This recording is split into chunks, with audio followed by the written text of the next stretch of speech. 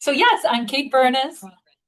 Kate Burness, Senior Director of University Advising. But I'm also a DLI alum. So 2 years ago, the university launched this Data Literacy Institute as a lead-in to our HLC initiative for this cycle of accreditation. And they decided to make data literacy the focus of the accreditation. And so they used a third-party Data Literacy Institute for their first cohort. And then the second one that was this year and the ones moving forward will be a Wayne State DLI Institute. And so I encourage all of you to apply for it. I learned so much in the first cohort that I went through. And so I'm just really excited to kind of give you a little bit of the DLI topics that were covered, kind of a little mini DLI in this session. And I realized that this session is kind of a departure from the other topics that you guys have been covering in this series. You've been focused a lot on coaching approaches and self-care as coaches and just more about building relationships and doing all of that. But this one's very much about how we can use data in our practice as coaching and advisors. I know there's advisors here as well. So I'll kind of either say coaching or I'll say coaching / advising along the way. But really, how do we know that our coaching is effective? How do we know that what we're doing, what we're spending our time on is making an impact? How do we know that we're getting the outcomes that we want? And really, a lot of that is through using the data that we have at Wayne State or externally to help us make those decisions and see about answering those questions. So today, we're going to cover a little bit about understanding data itself and research itself. I want to spend some time talking about creating research questions. And I want to talk about using data that we have already and collecting data, new data that we might need to help with answering those questions.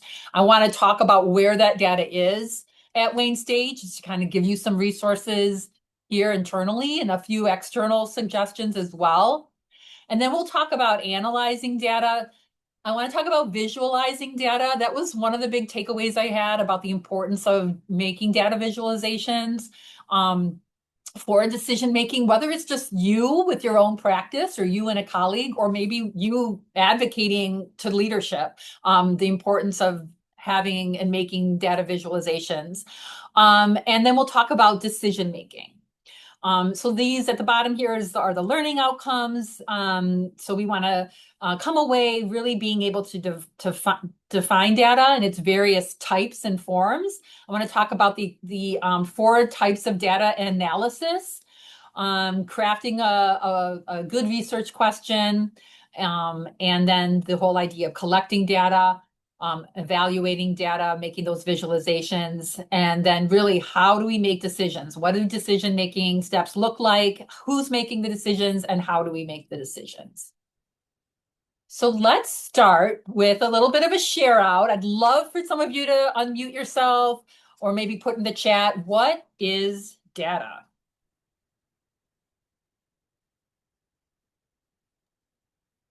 Information collected for Information. assessment evaluation. I don't know.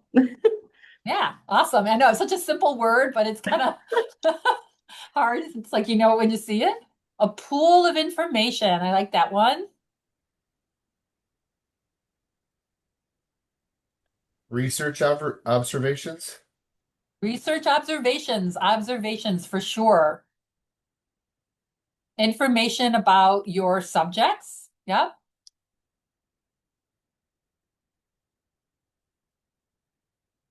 Anything else? So I like to think about data as kind of building blocks of information. So it's all around us. Data is all around us. But we kind of have to pull it in and like see it as kind of like raw facts. They could be numbers, they could be observations. They have they're like little units of meaning right? And we take those little units of meaning and we put them together and we analyze them. Sometimes we do statistics around them. Sometimes we just count them, right? And we put them in categories. So they're like raw facts, whether they're observations or they're numbers that we use as building blocks. How about, I like these other definitions, information and metrics, right? That can help guide future decisions. That's a whole idea around future decisions based on past behavior.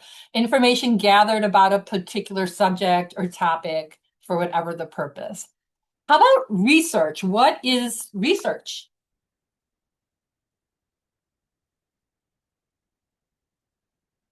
Process of discovering new knowledge through inquiry.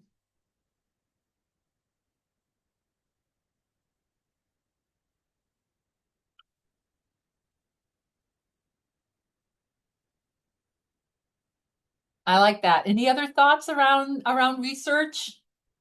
Studying and gathering and analyzing information. Wait, I'm skipping around. Studying and gathering new knowledge about a topic, systematic way of gathering and analyzing information and using data to answer specific questions, investigation, topic specific exploration. I think that's a really key qualifier that we will talk about when we're putting research questions together. Yes, it needs to be systematic. Good research is systematic. It is logical. It is empirical, meaning that we don't just use our intuition or our hunches. We base it on observations. We base it on that data. And data has to be reliable, valid, and replicable. So those are all like those basic, requirements of good research. But it also has to be specific, and so that is also what we will talk about when creating research questions. I learned so much about data, what data is, and how we typify data. There are classic data types, but then there's like a whole other way that you can kind of create hundreds of different kinds of types of data just by like thinking about it and how it's used and how it's stored and where it is. So the two big distinctions about data that you've probably heard over and over again is that quantitative versus qualitative data, right? So quantitative data being the numbers, those values that we see in a spreadsheet, versus qualitative data, which is more like words, observations, narrative data. So I like to show this graphic where quantitative is numbers. So you see those numbers in a spreadsheet and those mean something. We use them as stand-ins for things. Sometimes, but they're also, raw numbers that we can average out or we can make a percentile of. So those are the quantitative data. And then the qualitative data are those narratives or those things that are words or sentences. So there is a distinction though between subjective and objective, right? When you hear about something being objective, meaning it's measurable, there's no bias, it's not an opinion, versus subjective, which is, opinion based. You can have quantitative data, numbers, that is quantitative, obviously, where it's not biased, it's just measurable data like a GPA or a number of terms. But you can also have quantitative data that is subjective, based on opinion. When you think of those Likert scales where we have 1 being don't agree and 5 being great, agree strongly, those numbers are quantitative, but they stand for subjective data, right? So you can have quantitative data that's both objective and subjective, but you can also have qualitative data, those words, that are objective and subjective. So if I ask you a question, what is your internet service? And you told me, you put it in you gave me a word answer. That is qualitative data, but it's subjective. It's not biased. It's very measurable, right? But if I gave you a question, open-ended question that said, how do you feel about your advising experience or your coaching experience? What do you like best about working at Wayne State? That's subjective. That is your opinion, and that is qualitative.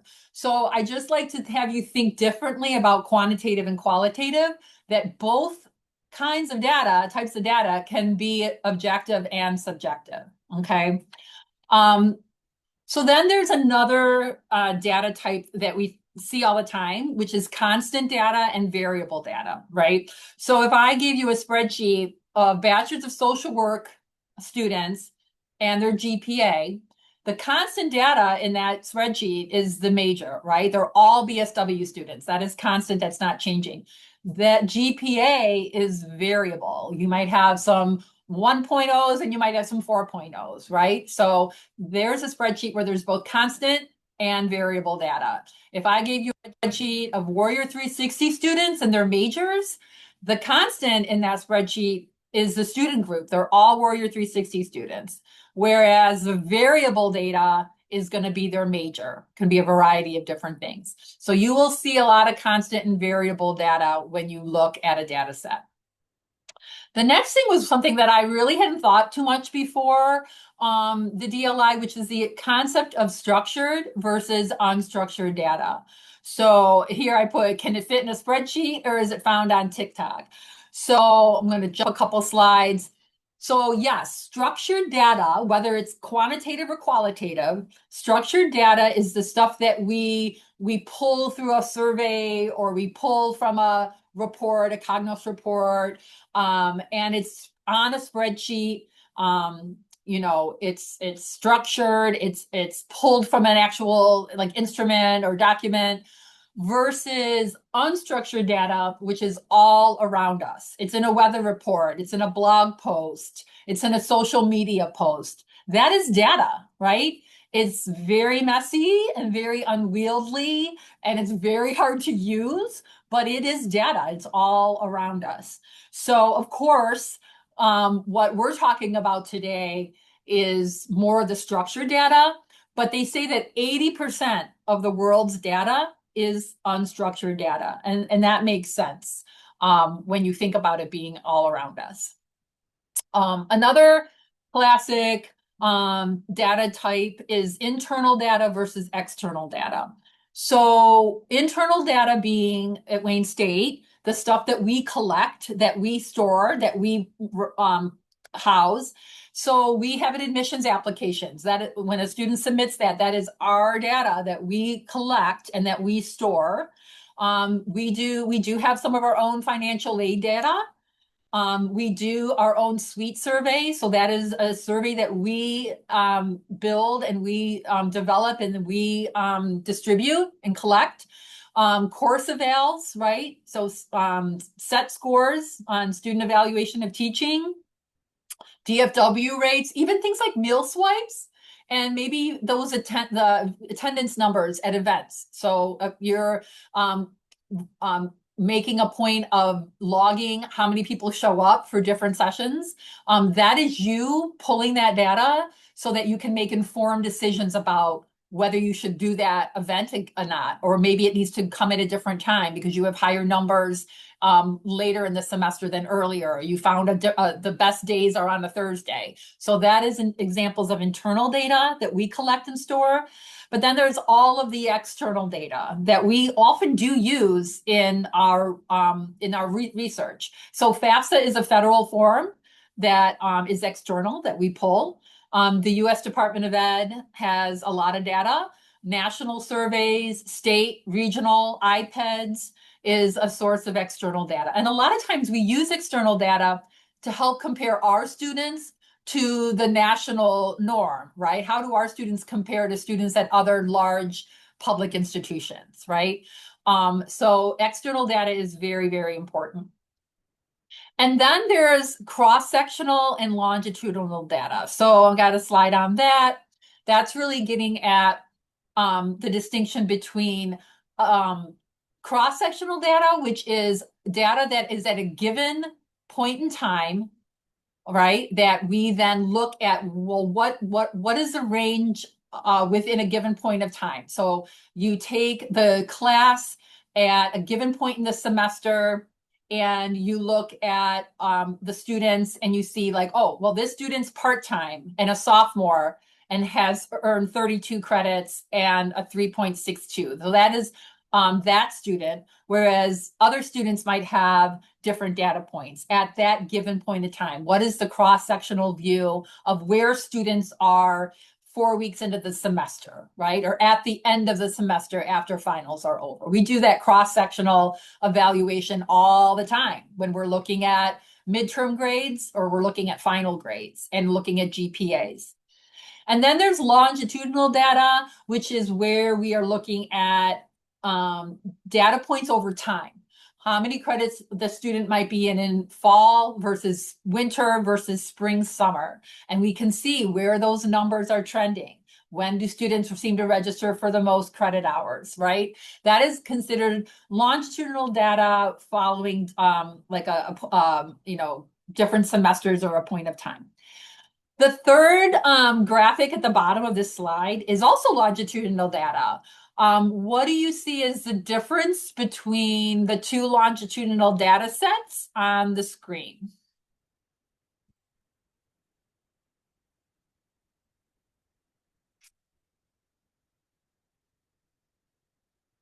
One is qualitative, one is quantitative.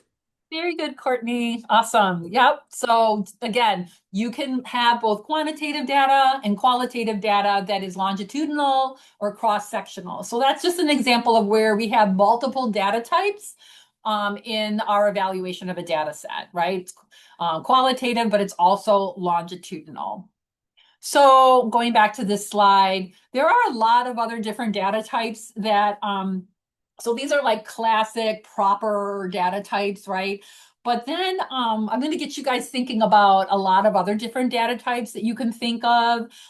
So there's live versus frozen data, right? So we freeze our data at census. That is data that we send to the state, right? And that is frozen, and even though it can change, it is an example of a frozen data set that we send that decisions are made based on, right? And then there's live data that, could change every day. When students change their major, they, their grade point average, could change if they, get a grade change, or they drop maybe they drop a course, their data, on their credit hour load changes. So there's live and frozen data. There's scheduled and ad hoc data. There's certain data sets that we run every single year at the same time, right? And then there's data that we run on any given day just because we have a question about something or we want to take a look at something. There's digital and paper data, right? There's data that we pull off of STARS or a Cognos report. And then there might be data that you're collecting on a piece of paper, when you go to an info meeting or you have a staff meeting or something. Primary and secondary data. So primary data is what the institution tells us directly, and secondary data might be what a student tells us because the student got that from the institution and they're telling us. So if the student told me their GPA, that's actually secondary data because the institution told the student what their GPA was, and then the student told me.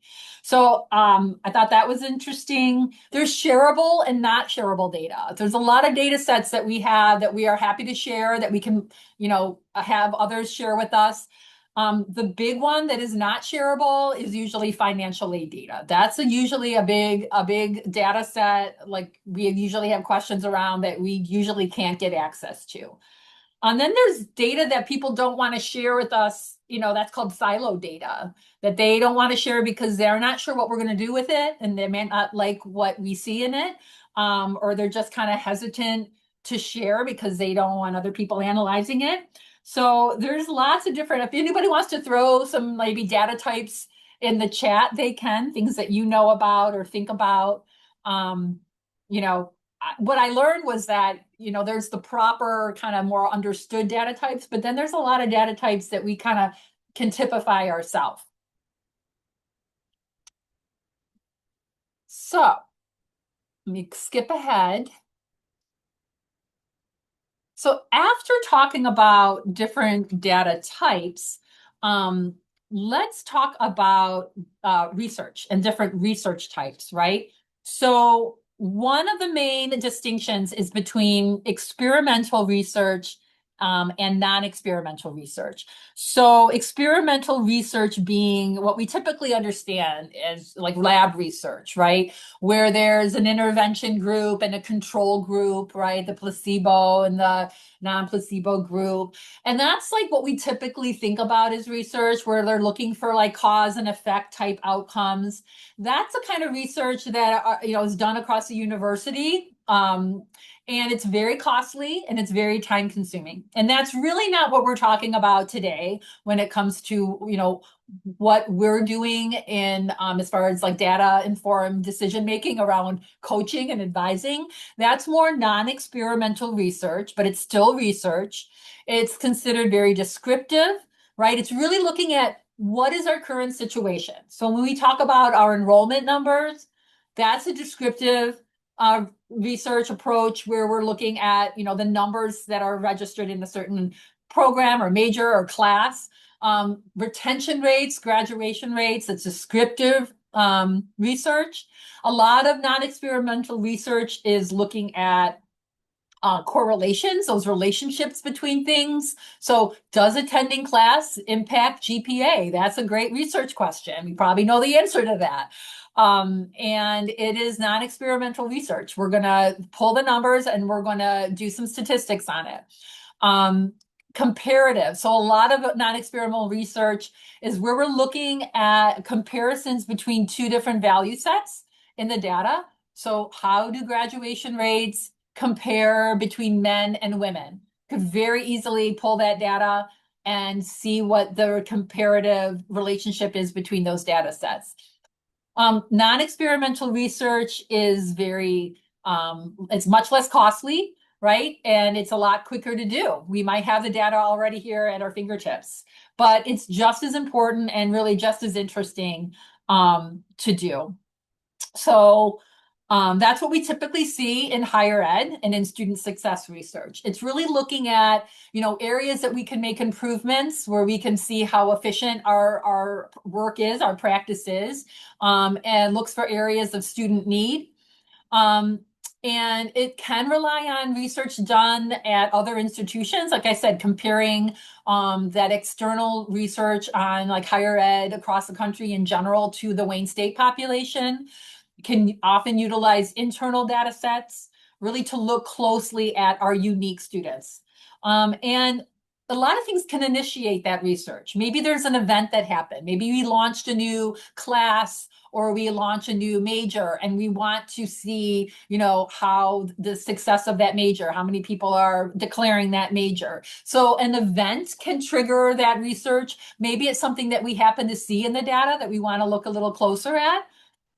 Or just your team's curiosity. I think that's the majority of what we're here today to talk about is what do we want to know? What are we curious about with our students, our practice, our program, and how can we make sure that it's working and effective and what can we do to make it better? And it can be used for very quick decisions, like, in any given week. Or it could be used for bigger questions that we want to advocate for maybe another advisor or another coach or to make larger changes in our practice. So it can be used for small and large things. So how do we get started with research? Really, we got to start with the research question. This is essentially the idea of what is it that you want to know. So there's some preparation that we want to do before we actually formulate a research question. And one of the things is to kind of brainstorm kind of the things that you want to know based on that event or something that we see in the data or something that we're curious about. One of the big things that we need to do first is to find out before we start, wondering how to pull data sets is what is already out there. We want to look at any prior work. So what is, do we already have access to internally or maybe externally that we can start with? We want to look at maybe doing lit reviews or maybe help refine our question with like pulling other data sets, looking at NACADA articles for advisors, or maybe there's some other sources for, what work is already out there that we can use to get started and do some like lit review, thinking on. If you have colleagues that you know does research in a similar area, you know, talking to them about where they pull research or what is already out there that they can get started with. One of the big things to think about too is any constraints that you have to consider. You know, do you need this answer right away? Do you, you know, only have so much time? Do you have only so many resources? What kind of access to data do you have, right? If it's the kind of question where you can't get at that data set, it's going to be really hard. That's going to be a huge constraint on that research. Do you have access to the student list that you're looking at? And how do you pull that data for your population? So I do a lot of consulting with advisors across campus on how do I pull this data set. And sometimes there's like the perfect Cognos report that will get you exactly what you're looking for. And sometimes it's like, well, if you can pull the students on this Cognos report and then upload those students into STARS, and then you can find it, you know, you can filter on it there, or you can take those students and upload them into this other Cognos report, then you can get at the actual data that you're looking for. So sometimes you have to be creative. Sometimes you have to ask IR to put the report together for you. And you can put a ticket in for that. So one of the questions you have to ask is, how are you going to get at the student data set that you're looking for? The research question itself really needs some thinking about as well. Some people think of it like an upside down triangle, like you start with a big broad question and then you start refining it to like actually getting at the exact scope of what you want to know. And then sometimes people look at it the other way. You start with a really narrow question, and then you can get like a little bit broader as to what exactly you want to know and what you want to research. So in a nutshell, your research questions should really articulate exactly what you hope to know or discover. It should be like one succinct question, not too broad, but not too specific. I know that's really helpful, but it needs to have all of the relevant information in the question itself. And you do not want it to be a question that just is a yes or no answer. You want it to be a little bit more refined than that. It's not really considered elegant writing. It might be kind of clunky. It's a merging of a lot of information.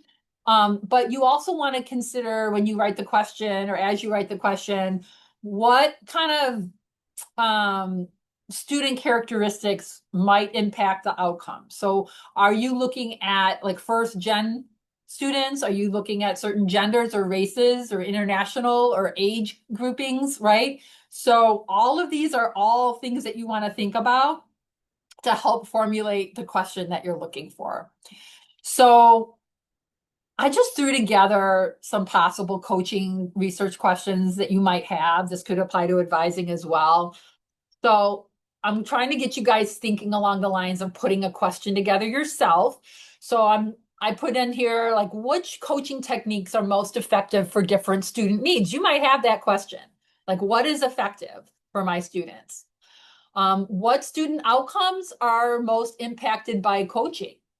Are you impacting GPAs, graduation rates, retention rates? Those are the big ones, right?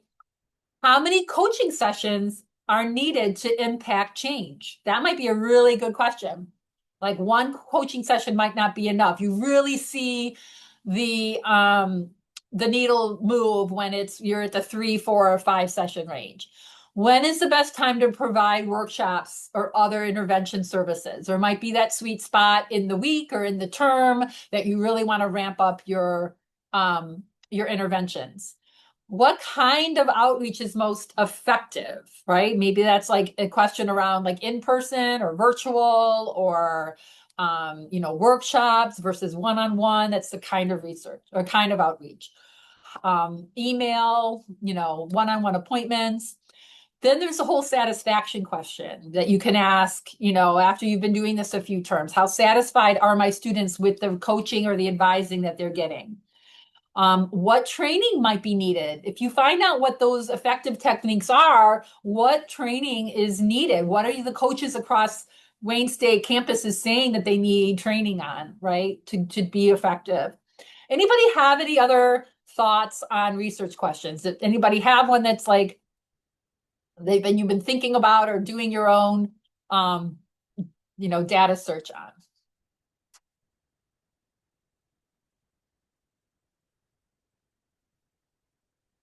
Feel free to unmute or put in the chat. I already have What do a you- survey I created for students. It's changed a little bit, or like from when I first started, to, we progressed, when I understood more of the students' needs. The survey I have, I don't know if you want me to just like spell it out right here.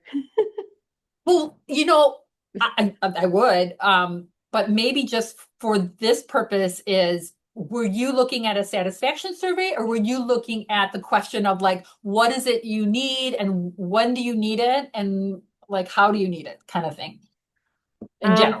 For this, it's a, how satisfied are they with the coaching experience? The support that was provided, the impact on their overall college experience, and would they recommend a student success coach to somebody else? I like that question. Okay. And then if no, why not? And then please provide any additional comments. There's a section for that. So it's kind of like a satisfaction survey. You like a satisfaction survey, yes. Yeah, that helps you inform like how you might make changes or adjustments. So Tom put, are there specific tools that we share with students that impact their completion? So getting at what tools are the most effective that you're already using? So it's a little bit of satisfaction, but you might also be looking at outcomes of the tool itself, like the specific tool, and then comparing those outcomes across all the tools, right? What is the most effective, from Courtney, the most effective intervention coaching method to help students struggling mid-semester? So you have a very specific time of the semester, right, where they're into the term, but they're not quite done. They can still impact change and outcomes. But what would that look like? What do students need specifically at the midpoint? Okay, so that's a really good lead in to the next slide. All of this, Tom's, Jessica's, Courtney's, Carlos, what kind of support are students seeking that they feel they cannot find with us? So you're almost doing like an exception report, right? What is it we're not doing that you need elsewhere? That's a needs assessment then maybe that would help inform the resources that you are providing to those students. If you know there's something that you can't do, but you can close that gap by putting a resource list together or bringing in those experts and doing sessions with your students, right? So in this share out, I wanted to take a specific question and break it down, how we approach it. So this is a satisfaction. How satisfied are students with their academic coaching services? So the first question is, what data already exists? And maybe some of you know. Is there data out there, or research or articles on satisfaction with academic coaching? Maybe you have an answer, but maybe you just wanted to puzzle over this. What data would you need to collect? And I think Jessica gave us a really good head start with that because she's already collecting that. What kind of data would you need to collect? And I'm thinking I love that question. Would you recommend coaching to a friend? Because like that tells us a lot. What do you learn from coaching? So I could see that being a question where you have your certain learning outcomes that are students learning that. What is your perception? What is your perception of coaching services? So you might send this out to students that haven't done coaching as much as the students that have done coaching, and get at what their perception is of coaching. So maybe you can help understand what are the misconceptions that you need to address to get more students into coaching. And how can we improve our coaching? That's a great open-ended question. How might you collect new data, right? So once we know what's out there, what do you need to know that you don't have access to, right? That's all collecting new data. That's what Jessica's collecting with her survey. and what student variables would be relevant. So as you're asking the big questions, what else do you need to collect? Are you first gen? Are you a freshman or a senior? Because I would want to look at that data breakdown. There should be, I would think, a different quality of those responses based on where they're at in the program. So what are those other variables that you want to know? Are they a pharmacy student or a med lab science student? Are they like graduate level or are they still undergrad level? So again, using Jessica's population as an example. So this is an example of how we might approach a question, a research question, and getting at what the next steps are. What exists? What do we still need? And what do we need to add to our collection so that we can really get at and refine our analysis? So this is where I'd like to do a think, pair, share. I'd like to pair you up with one other person. So there's just two of you in a breakout room.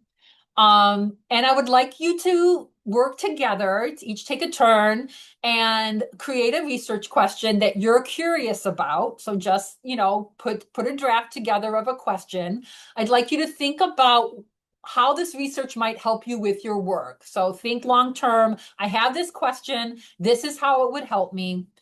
And I'd like you to also think about what data might already exist. Maybe you know, and maybe you know where it is. If you don't, that's okay.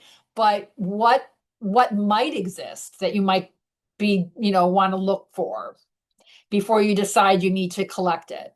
And what data might need collecting that you already know would need collecting? So I can put these, you can either remember these questions or put them in the chat. Once you get into your breakout room, I'm going to give you guys about 8 minutes. You will be in there with one other person or maybe two other people, depending on our numbers. And then we'll come back and talk about it. Give me 1 second and I'm setting them up right now. Sure. I'm going to put these questions in the chat.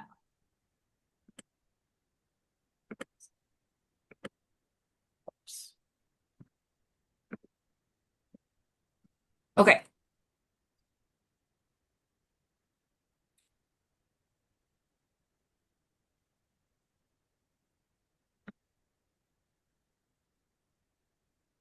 So the breakout rooms should be open for you to jump into.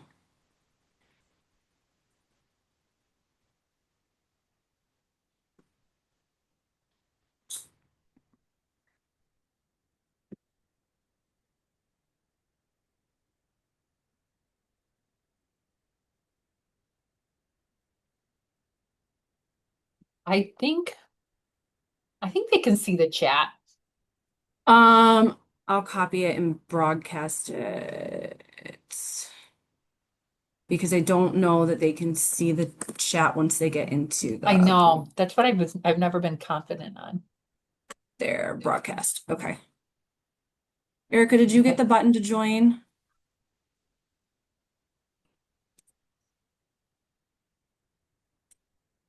Do you want to move Emma to Emma and James? Put Emma and James together? Oh yeah. Move to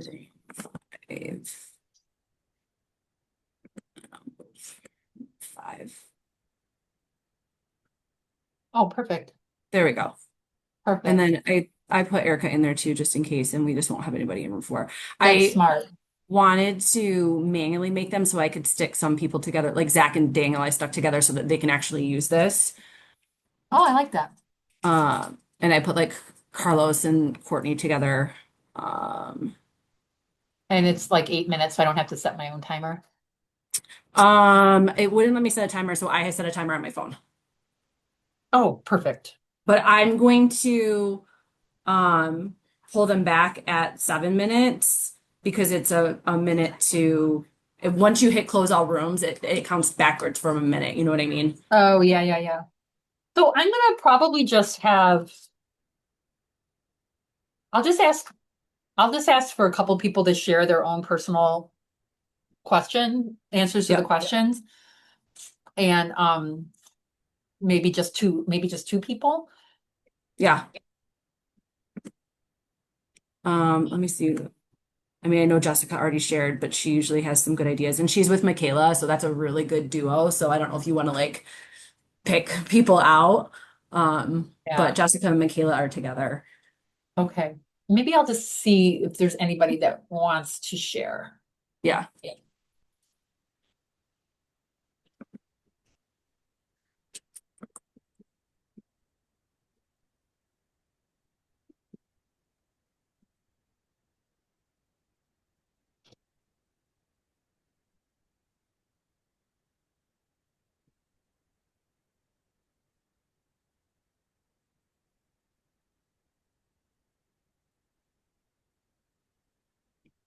Mhm.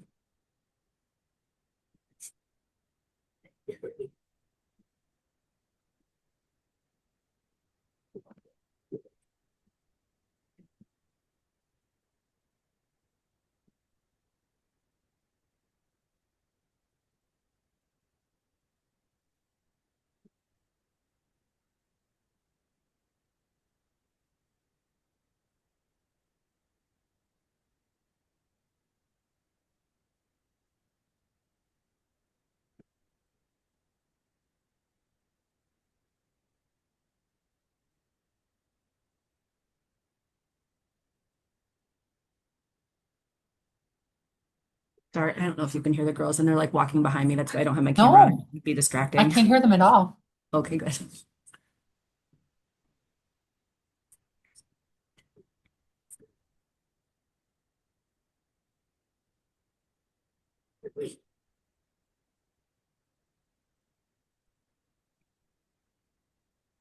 Helen just texted me. I'm Helen going, Wilson? yeah, I'm going to outpatient PT today. I'm excited to get out of the house in a car and not just walking in my court outside my home. I am moving on in my recovery. Hooray. Oh, well, that's good. Yeah, I'm gonna say hurrah. Is your sister still there?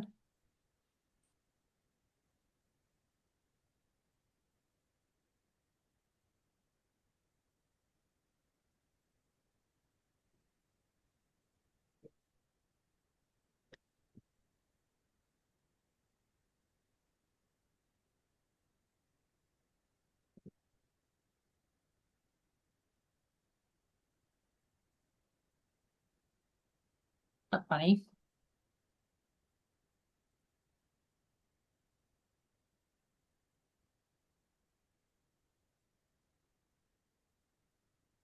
I told them they have about 4 minutes left, but if they finish early, that they can come back to the main breakout room so we know.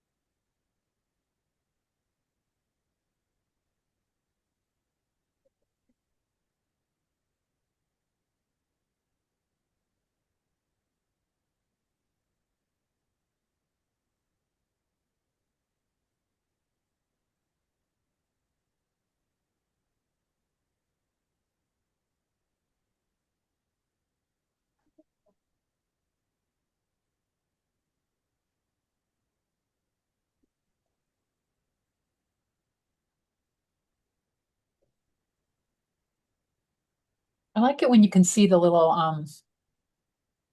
like who's talking, you know? Oh But yeah. I don't know if that's in Teams or here. You know, when you can see the little, vibration symbol Oh, in a no, breakout maybe I room. don't know. Like, oh, in the breakout room? Yeah, like you can That's see gotta by be their Teams. name. That's probably Teams, yeah. Just so you can see what people are like their microphones working. Yeah, yeah.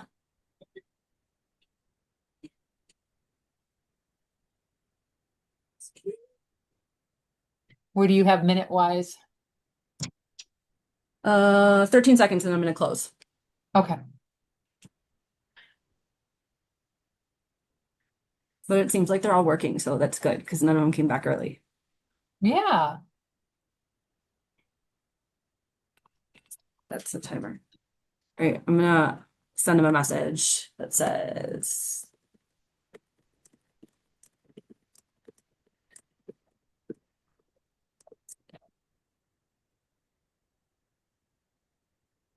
okay.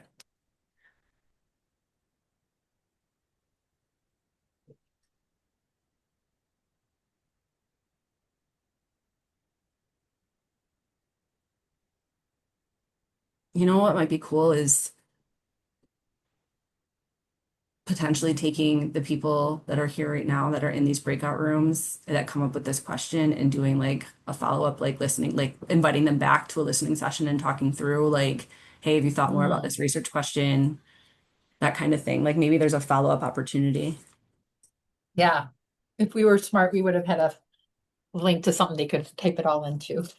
You could Yeah. document, but Well, but that's a we great could idea. totally recreate this if, depending, I'm going to send a survey out at the end of this, depending on feedback. So, Right. Well, welcome back, everybody. So I would love to hear from a couple people that have a really exciting research question and can share with the group your question, why you're interested in it for your practice, your work, what the data might already exist, and what you might need to collect. Who'd like to share? Feel free to just unmute yourself. Okay, I'll go.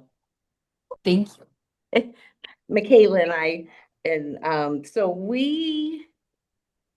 what we would like to find out is how, so the question is, what we're curious about is a first year students at Wayne State um, failing biology 1050 their first semester, and how that affects their future success in their subsequent biology courses. that's great. Wow, that's a great question. I love that you guys are both pre-health aligned too. So, how would this help you, Jessica or Michaela? It would help us maybe with early intervention. Um, Mhm.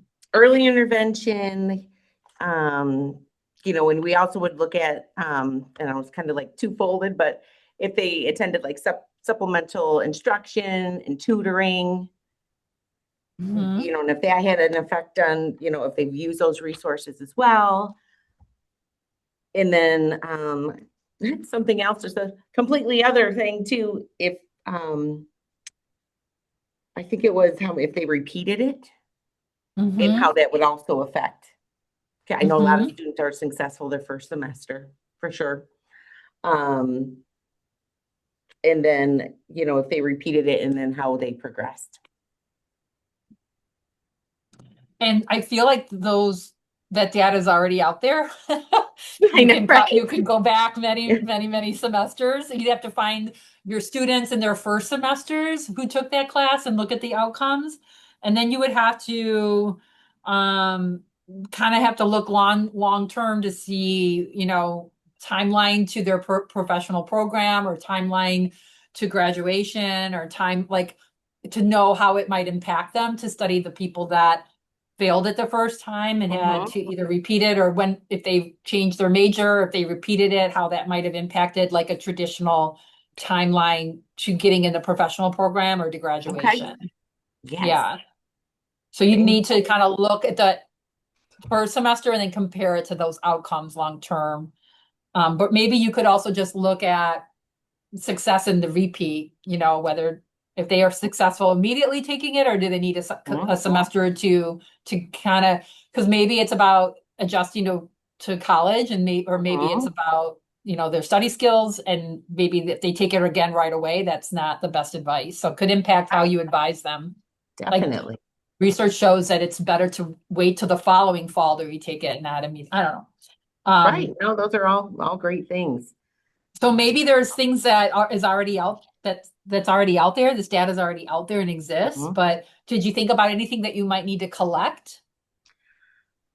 Well, definitely if they're a first year student. So we would, I don't know if there's reports for that, running a first year student report. I don't know if there's like a certain grade report, or, such as, I don't know how to figure that out, I guess. We used to have like a form or repeat report or a grade repeat report. I don't know if we have where I used to advise students. I don't know if we have something like that here. Yeah. And then we'd also need to collect like supplemental, like tutoring, the appointments, if students attended that, as well as the our supplemental instruction and tutoring as well. To Right. get those reports from the Academic Success Center, maybe. Yeah. Yep. So I feel like that question would need to be like, make sure it's very focused and refined so that you don't, and you can ask, so you can ask multiple research questions for a research project. So a research project has multiple research questions, right? But so you could have one research question, or you can decide, I want to do a whole project around Bio 1050 or around admission rates to pharmacy or something like that. And it would have multiple research questions. Okay. So to keep it simple, we would start with right. Probably You would the start with first question with the Bio 1050. Yeah, in Bio 1050 in the first semester of a new admit, right? Yeah, and then what factors do you want to add to that to correlate with or compare? Okay. Anybody else want to share? Oh wait, can I add something, Kate? I was gonna say another thing that like made that question hard is we use the word successful in future courses, but like is successful a B, is successful a C, what is successful? And so we definitely need honing. I agree. Yeah, you'd want to specify it, right? And it's not right or wrong, but it's like we're considering successful being like a C or higher, or being able to advance to the next class, right? So for math, it might be a C minus, because that means you can go on to the next class. Whereas other people might like C minus is not successful in my book, but it is for the math department, right? So there might be a way to define it. And once you define it and you kind of codify it, then that's part of your research project, these are your definitions. But I think that's important to talk about. And it could be program specific as well. Right. That's right. 100%. Yeah. Minimum grades for admission kind of thing. Okay. Anybody else want to share that's maybe a little different, or? I can share. I worked with Tom, and Tom and I discussed, our question was a little bit more broad, but Jessica, that was a really good question, because that got me thinking about a specific math class that we have in the College of Ed that is just a real Debbie Downer. But our question was, Tom said that he feels like he's more so in the role of like listening and supporting students, like in that sense, which is not easily trackable. So our question was, what tools do students leave with after the meeting as it relates to feeling supported? So like tools as in, do they know how to study for their exams now? Do they know how to email a professor? Do they know how to set up a tutoring appointment? Like, are they getting those tools after the meeting? And how will we track that? Yeah. So what that tells me is there's a set number of tools that Tom commits to discussing or to sharing or providing at his coaching or sessions. And so he's going to use those set of tools, maybe collecting data like on that, like which ones are resonate most with students. Are they using beyond the coaching session? Like I could see that being like you stick with those tools that you're your like go-to tools, and you're seeing the outcomes of each one and how students are using them and responding to them. So like that's how you get specific with that question. That's Okay. cool. So you might have to collect a lot of that data, because I'm sure there might be data out there, you never know. Mm-hmm. But like, Yeah. unlike with Jessica's question, that might be where you might need to do a survey and base it on the students that come to those coaching sessions and are introduced to those tools. And then maybe multiple times, and then seeing which ones they're using, they're sticking with, and why they're effective and how they're effective. Okay. Thank you. Awesome. Well, so that helps us get at, I'm going to share my screen again. Boop, boop, boop, boop, boop. Forgot how to do that. Okay, here we go. That's getting at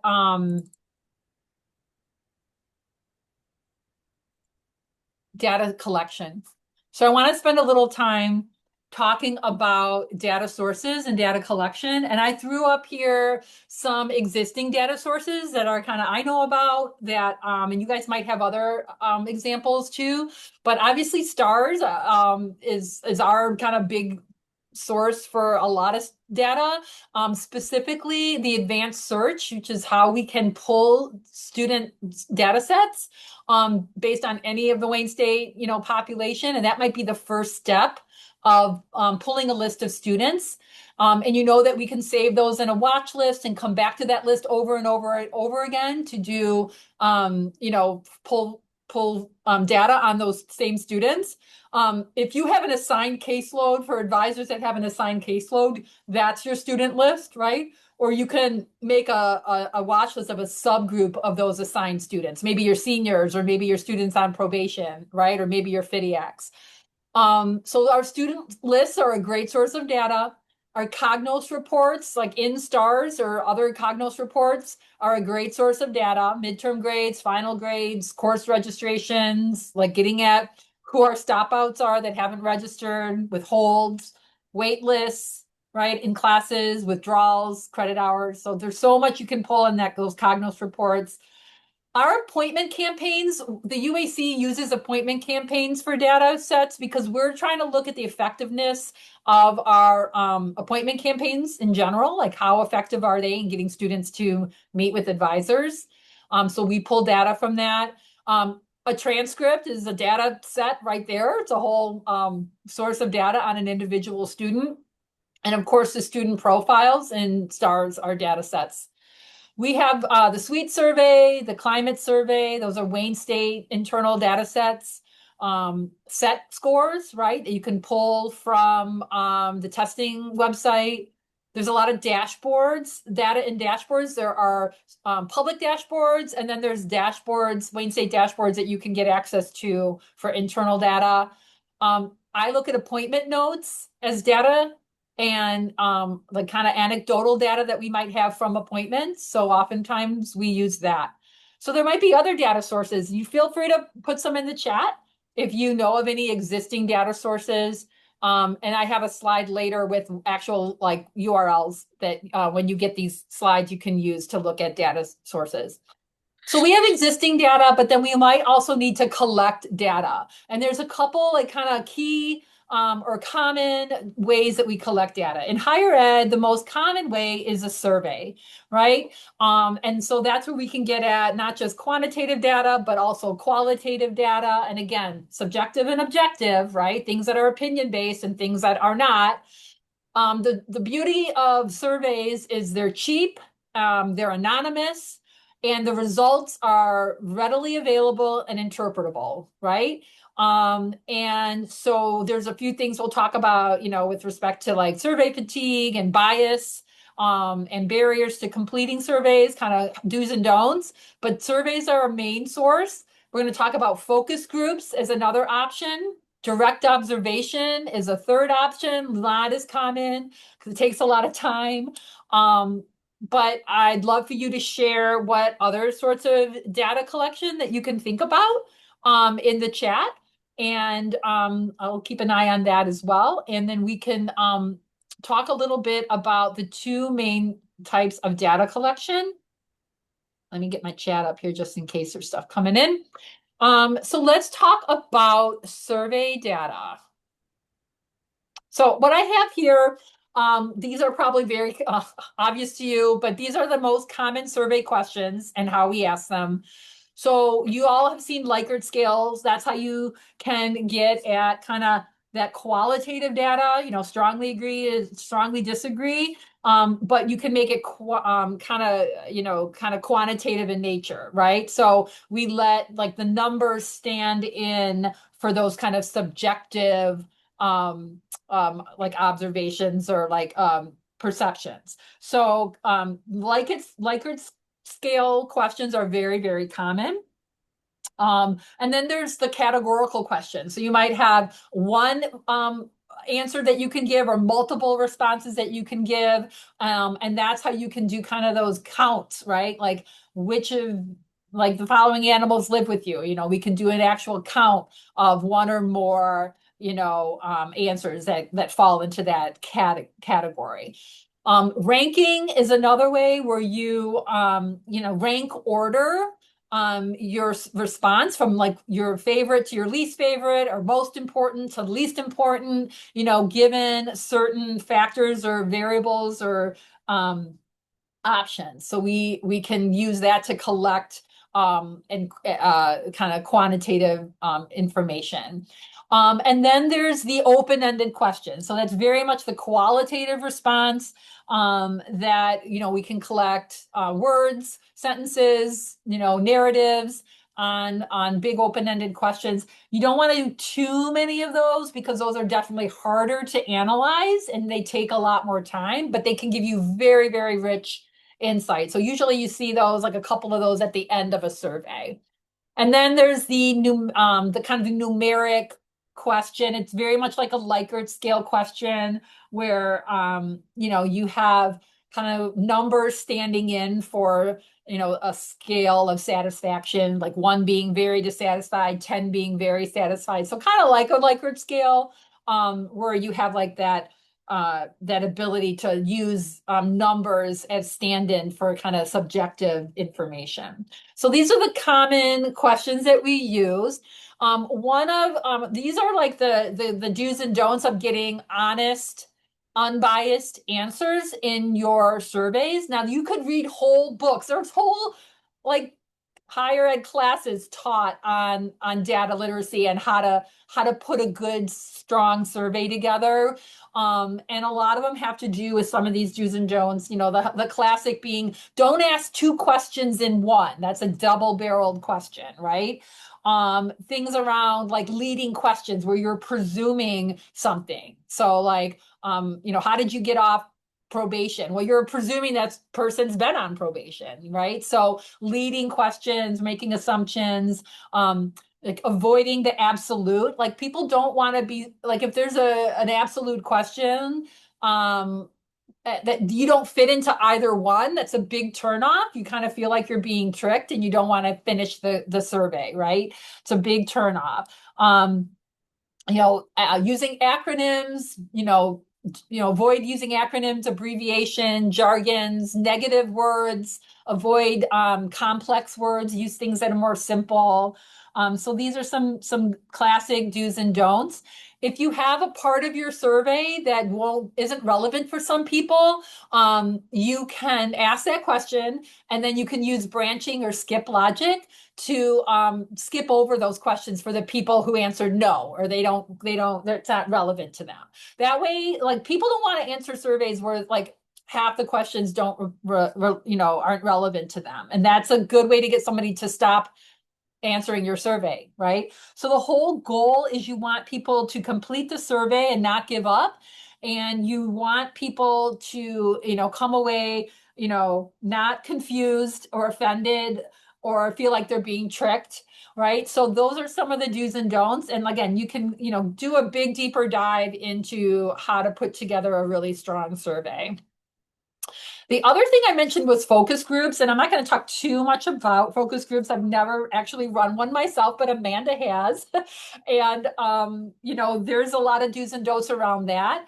It's a great way to get really rich, you know, qualitative data, but it does take a lot of planning. So selecting the criteria and the sampling meaning like what portion of your population do you want to pull in? So like who you're inviting and like what subgroup are you inviting, and then the where, the when, the how, you know, inviting participants to come in, day and time, is it remote, is it in person, who's going to moderate it, writing good questions. So you want to have like maybe no more than, you know, 3 or 4, like 5 questions for an hour's focus group. Are you recording it? Are you going to have a scribe take notes? Like, what is the environment going to be like with name tags, refreshments? You know, you might have to have them give consent.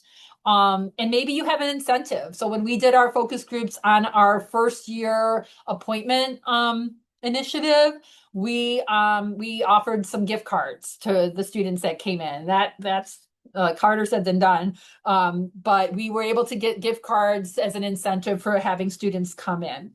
So again, takes a lot of planning. There's a lot of like wisdom around, you know, the pros and cons of focus groups and why they're effective, but it is something to think about.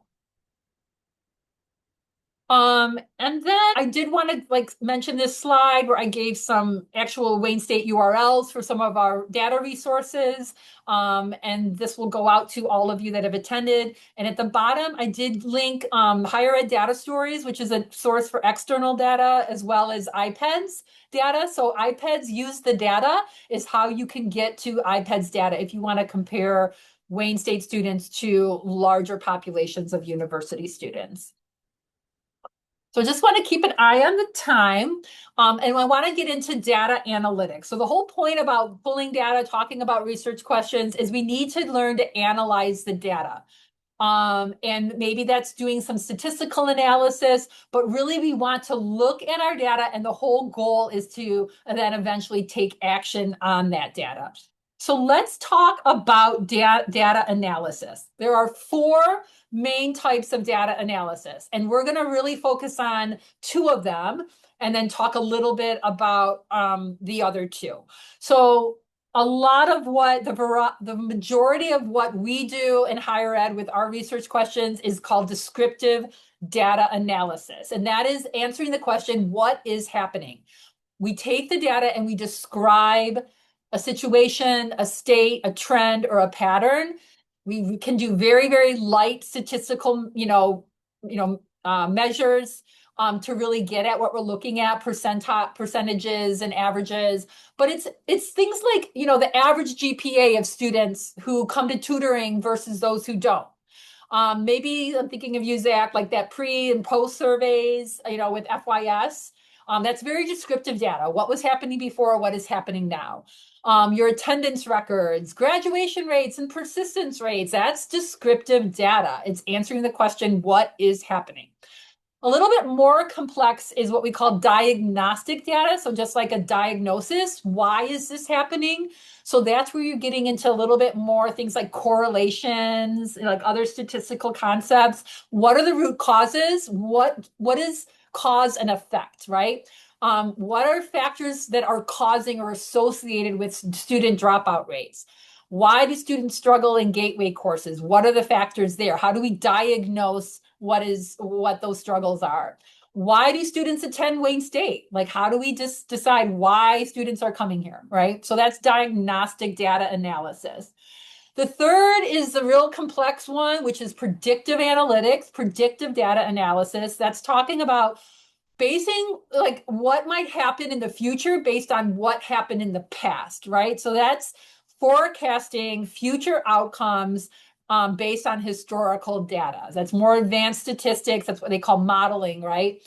So like, what is the impact of academic advising on student outcomes? That's a little bit trickier to come up with, those predictions like of why why academic advising is important. What students are benefiting from supplemental instruction? So what happened in the past with supplemental instruction, and how does that predict what will happen in the future? Will additional financial aid increase enrollment? We probably can guess the answer to that, but that might be an example of predictive analytics. All of these previous three, descriptive, diagnostic, and predictive, should also be coupled with prescriptive data analysis, which is what do we do about it? What's the prescription? How do we want to take actions to achieve a desired outcome? So predictive and prescriptive analysis is, really doing the what do we do about it. So how do we provide targeted support for those gateway courses? How do we improve our marketing or reminder information for workshops, right? Where we're not getting the outcomes that we want or the student attendance that we want? How might we take our SI resources and target them a little bit more effectively? So I think descriptive data and descriptive data and prescriptive data are the two data analysis types that we want to come away with really valuing and really applying to our work. So I want to get into descriptive statistics. So that's that descriptive analysis. And there are really big benefits to those descriptive statistics. So one is about presenting the data, looking at the data. It simplifies the data.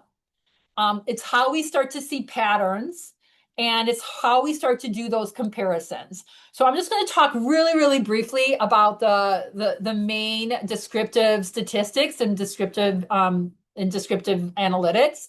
And one is measures of distribution. So this is where we put things in types, which is like where we count things. So here we see there are orange students, there are purple students, and there are green students, right? So that's one kind of student type, purple, green, and orange. And then we have another data type or student type, which is men and women. So we have like multiple frequencies that we're looking at here. So we can see very clearly that there are roughly even numbers of men and women and kind of even numbers of orange and purple students for the most part, right? So we can use this for like what major has the highest enrollment. Like we can get those actual counts and compare them. What class standing has the most part-time students? Do we have more seniors that are part-time or more freshmen that are part-time, right? What percentage of students are Pell eligible? So that's where we take all of them and then we look at the Pell eligible as part of that, and we can easily like see what that distribution is.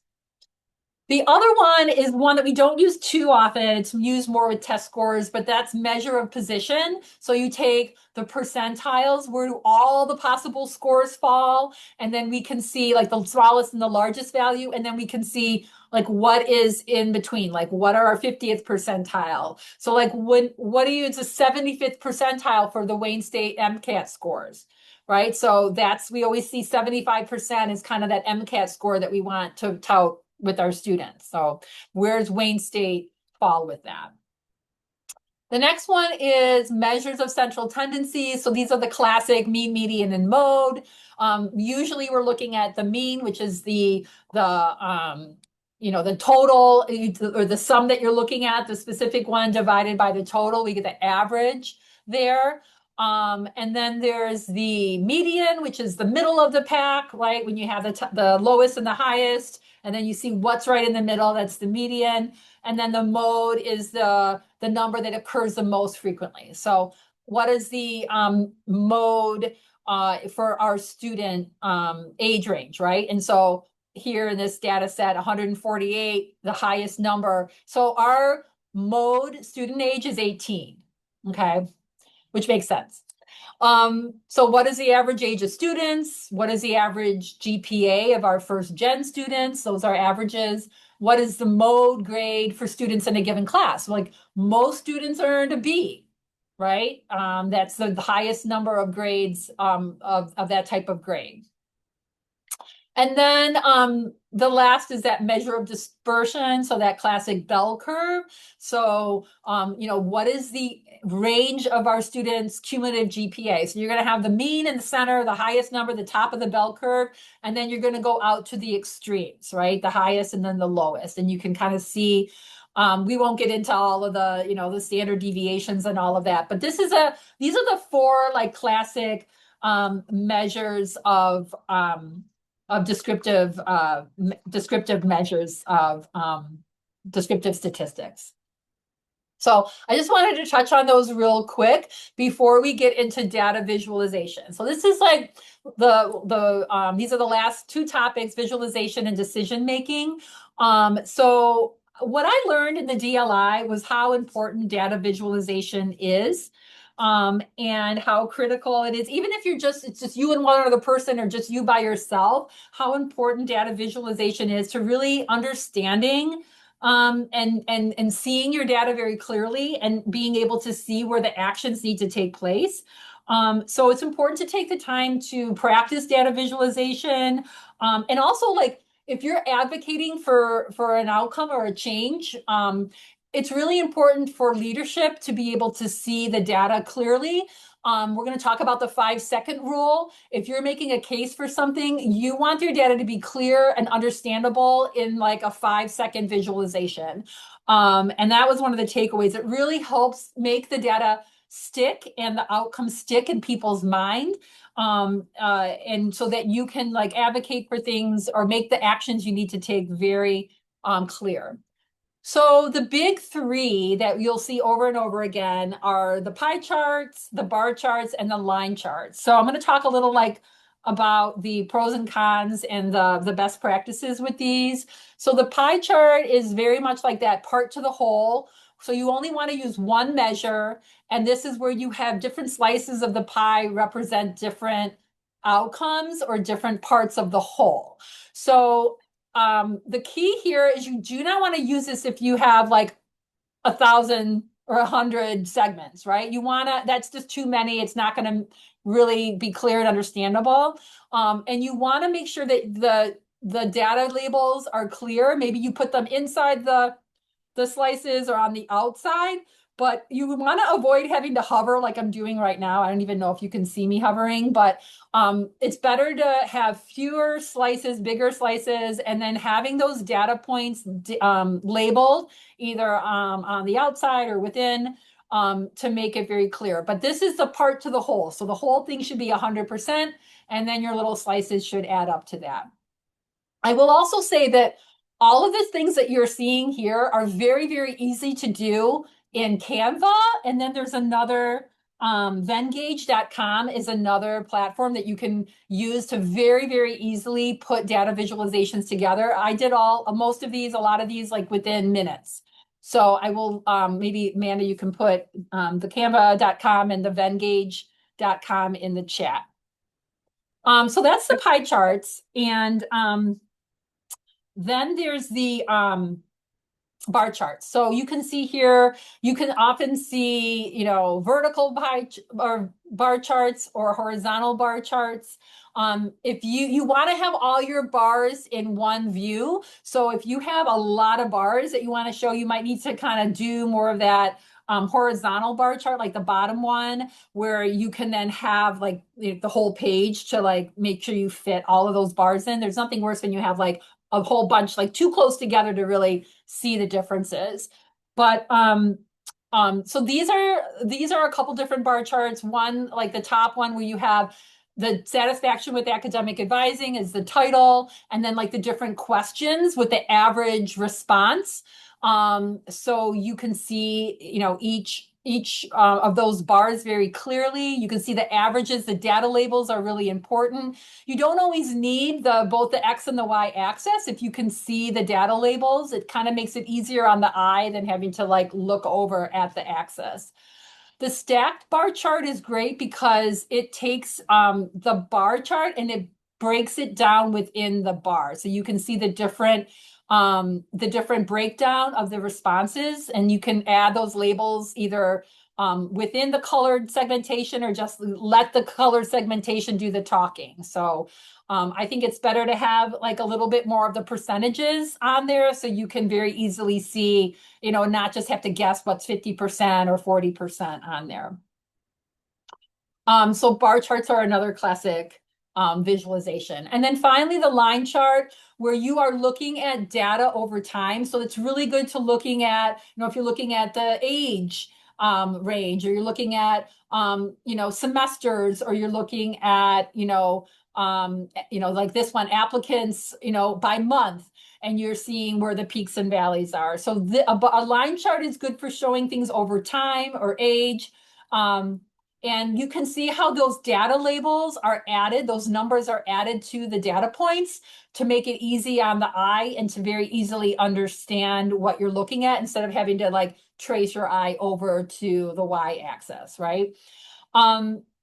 So simplify where you can, declutter where you can. You always need to have a title to give context. If you were to cover up the title, you would not even know what you're looking at here. So you need the key at the bottom to tell us what you're looking at. You need the title at the top to be clear and understandable. And then you need to kind of declutter wherever you can. And the colors can really help with that as well. So the 5-second rule is where you should be able to look at a data visualization and understand what you're looking at and maybe have one takeaway from that visualization that you can share. So I'm going to show you this, and I would like one of you to, if you could, give me like a 1-sentence, either summary of this chart or a takeaway of this chart. I will say that there are some some things that could be improved with this. This is showing the number of students registering late by the late fee that they're paying. Are they paying the open late fee, which is in gray, or the late fee, which is in yellow? But all of these students are paying the late fee. They're all late registered students. Can somebody give me like a sentence takeaway from this?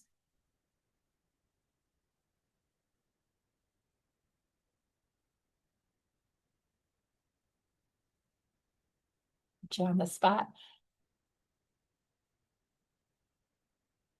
So I can do this one, and then I'll just to give you an example. So what I can see here are that more students are every term are paying the open late fee in gray than the late fee in yellow. So that's one takeaway. The other thing that I'm seeing is that more students are paying late fees in the winter terms and the fall terms, right? So that's an example of like a 1-sentence takeaway from a data visualization. Let me go on to another one. And I'm going to ask somebody to share like a 1-sentence takeaway from the chart on the left. These students are also all paying late fees, but this is an age distribution of who's paying late fees at registration. Does anybody want to give me a 1-sentence takeaway from this?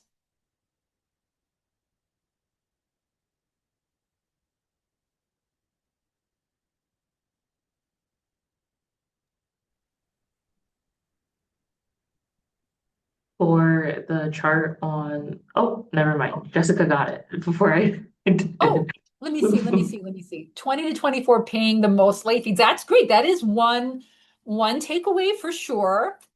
Anybody have another?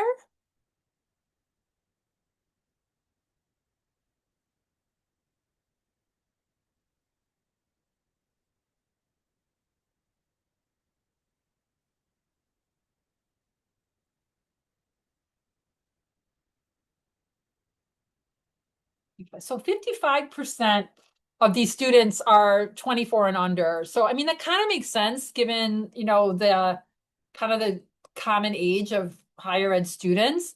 But so it kind of makes sense. But that might be another one if you can want to kind of combine like the under 20 and the 20 to 24. That's a majority of these students, right? And that's also kind of the majority of the ages. So that's one thing that I can see. How about the one on the right? I'll give a little context that these are all students registering late. Again, this is a DLI set of data, but these are all students registering late. And this is a breakdown of how they are completing the credits that they're setting out. So these are all this is a breakdown by age and the percentage of their credits that they're completing. So student credit hour completion rate for late registered students by age.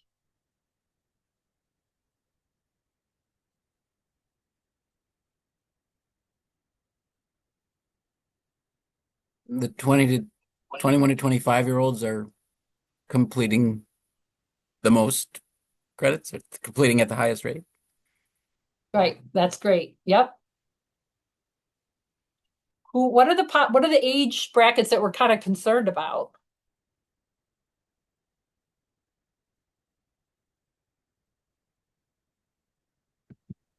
Twenty to 24 and 21 to 25.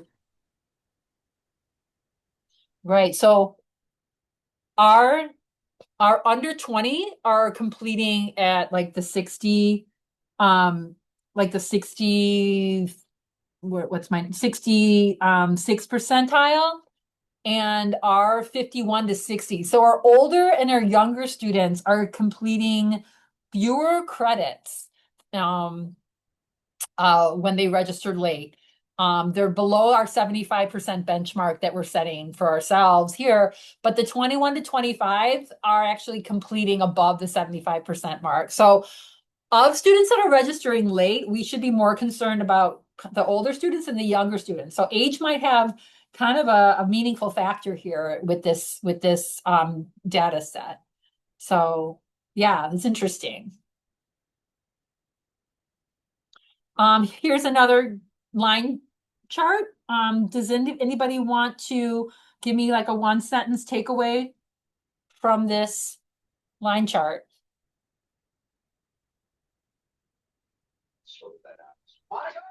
The satisfaction rate has increased. Yeah. So looking at satisfaction with academic advising, obviously this study or what this survey has been given, every year. And it looks like the average satisfaction with academic advising is going up over time. So that's a great takeaway. Yep. And it's never really been below a 3, which I don't know what that's saying, but obviously we want it to be more of a 5. But so those are kind of examples of like how that 5-second rule might come into play when you're showing some data visualization. So I would, if anybody would like to share, maybe you've been thinking about your own research question that you came up with in your breakout rooms, or maybe that you're already thinking about for yourself or your team. How might you just describe briefly your research question and how you might visualize it? Like what can you anticipate being the kind of data visualization that you might use? And what would be your X and your Y or your pie chart slices?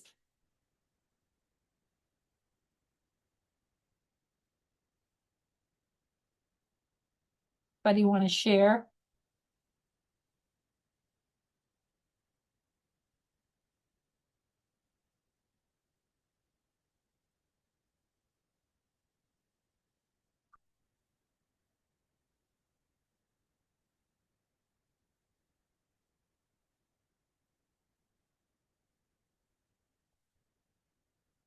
Are we at time? Yeah, and a couple people had to jump off. I have it. Okay. Well, I'm so sorry. It's okay. If you want to stick around, I'm getting at the main thing, which is about decision making, which is obviously the whole point that we're getting at. And I just have a couple slides where I thought I might point to like where we might have some areas for improvement and what that might look like. So with this, I was looking at that last bar, which is advisor discusses my future enrollment plans. We might think about how we could strengthen that within an advising session. This graphic shows our appointment campaigns for FIDIACs, and just a couple takeaways with that. Like we had a 70% like goal, and we didn't reach that for any semester, but we certainly didn't reach it in the green bar, the winter term. So how might we improve our outcomes with our FIDIAC appointments? And then this is a little bit more tricky to explain, so I'll probably just skip that. But I wanted to spend some time thinking about how that data might like find its way into a decision and an improvement. I wanted to talk about the common biases that come up often when we analyze data and when we come up with decisions around it. Like that whole idea of that sunk cost fallacy. If we've been doing the same thing and you've been investing in the same thing over and over and over again, we often don't want to, like get rid of it because we've already invested time or money into it. So we have that idea that we want to continue it. Be aware of that confirmation bias where we're actually looking for reasons that support our views instead of the evidence that tell us that our views aren't supported, right? Be aware of availability bias where we're looking for the most recent example of something to confirm our views, or where we might like attach ourselves to the last student that we talked to about something, or the last example of something that we can then like decide is the truth, or how descriptive how things are, how things stand. Framing bias, influenced by the way something is presented, can often lead us in one direction. So be aware of how things are framed, as it might be leading us in a certain direction over another. And then we're always more negative things always have a greater impact on us and our decision making than neutral or positive things. So kind of be aware of how we might be reacting to something that is more negative versus something that's more positive. And then lastly, decision making can come in a lot of different styles. This might be a little bit more complex to get into right now, but the idea is how much time do we have to make a decision, and how high stakes is it? So the more high stakes something is, the more we want to kind of bring in all of the people involved, all the stakeholders, and get their insights, either to come up with a consensus or to have more of a consultative approach. We want people's buy-in. If it impacts more people, the more students or faculty or staff, the more people we want to then consult or have involved in the decision, versus like in things that are more urgent, right? You might need to have one person making that decision, or maybe you consult people, but like the leader has to make the decision over getting like a full democratic consensus over something. And then how much data do we have? How unique is this situation where we might have to have a creative decision making style or intuitive, versus where you have like data that helps inform it, or more information available to you to help you make more of a rational decision. And that's really, I wanted to kind of like circle back on some of these data points to kind of apply some decision making here. But really that's basically the bulk of anything. I'll skip to the questions portion and apologize for going over, but I'll stop sharing and see if there's any like questions or discussion that we want to have here at the end.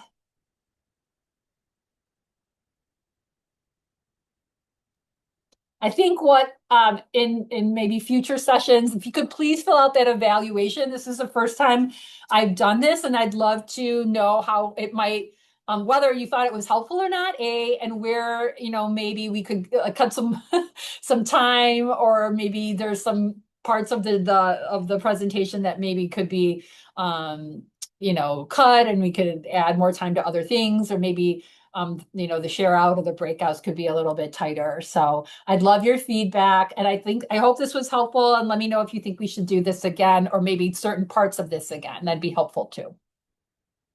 I say for sure, Kate. That was a lot of information. I know. Awesome, and I kind of like feel like it didn't get to the whole point, is like making decisions. So that's like, for me, I'm bummed that we couldn't spend more time there. I think we have a start on some things. And I know, like, okay, good. And Tom mentioned something about the, success coaching, and how, we've changed some surveys, and basically like I think he's asking like, okay, are they maybe what tools I gave them, have they used this, and is it been successful? So how do we gauge that? And I think that's like where we're getting to, in our college, there's so many moving pieces though. I feel with coaching, right? There's Yeah. It's just so many, it's hard to, I think, get to a certain point of, was it just me if they were successful, right? Because there's faculty, there's just all these moving parts. So, Well, I think so too. And I think, I mean, I'm certainly not a data expert and I'm certainly not a statistician, but I mean, you might really want to get into, some more complex predictive stuff, with all of the work that you're doing and how important it is, because it is. And there are a lot of moving parts, right? So I appreciate that. And we might have to Yeah. partner on some things, Jessica, if we do this yes. again. So. One thing I All right, well, thank you, Yeah, no, Probation just thank you, students. everybody. I appreciate it. And I look forward to Yes. hearing and seeing your comments. Thanks So. for all the great stuff, Kate. Bye, guys. This is great.